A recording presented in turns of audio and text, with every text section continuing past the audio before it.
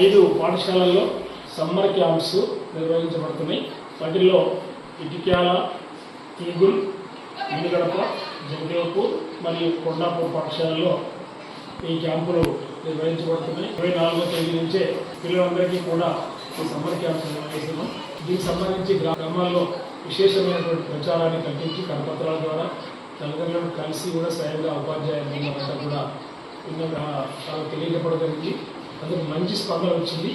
ఈ గ్రామాలలో పిల్లలు పొద్దున్నే 8 గంటలకు వచ్చి వాళ్ళు రోజులాగా స్కూల్ కాకుండా స్కూల్కి వస్తే మామూలుగా బుక్స్ బ్యాగ్ అన్నీ మోసుకుని రావాల్సిన అవసరం ఉంటుంది.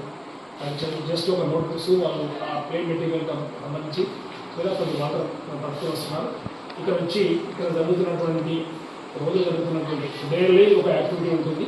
అదేవిధంగా కొంత ఎడ్యుకేషన్ సంబంధించినటువంటి అంశాలు కూడా జరుగుతున్నాయి.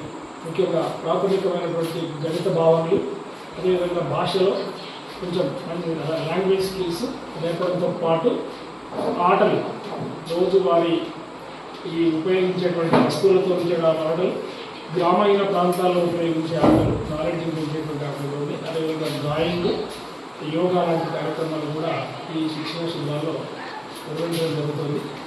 ఉపాధ్యాయులు కూడా వంతుల వారీగా వస్తూ స్థానికంగా ఉన్నటువంటి వనరులను కూడా ఉపయోగించుకుంటూ దీన్ని సక్సెస్ చేస్తున్నారు. ఉపాధ్యాయులందరికీ కూడా ప్రత్యేకమైనటువంటి అభినందనలు. ఇటిక్యాల పాఠశాలలో శంకర్ సార్ గారి నేతృత్వంలో, అదేవిధంగా ఈగుల్ పాఠశాల హెచ్ఎం గోపికల మేడం, శ్యామల నడవలు జరుగుతున్నారు. ఇలా అందరూ కూడా డాక్టర్ శ్యామ్ సుందర్ సార్, తర్వాత వీళ్ళందరూ కూడా వాళ్ళకు ఉపాధ్యాయ బృందం యొక్క సహకారం తీసుకుని ముందు ప్లాన్ తీసుకుని ఈ కార్యక్రమాలు నిర్వహిస్తున్నారు.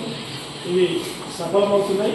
దీనికి ఆకర్షితులై వేరే పాఠశాలలో చదివే విద్యార్థులు కూడా ఇక్కడికి ఈ సమ్మర్ క్యాంప్ హాజరవుతున్నారు. They are enjoying by.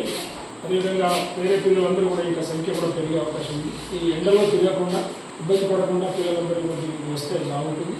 ఇది ఉపయోగించుకోవాలని చెప్పి కోరుతున్నాను. ఇది నిర్వహిస్తున్నటువంటి ఉపాధ్యాయ బృందానికి అందరికీ కూడా ప్రత్యేకమైనటువంటి అభినందనలు.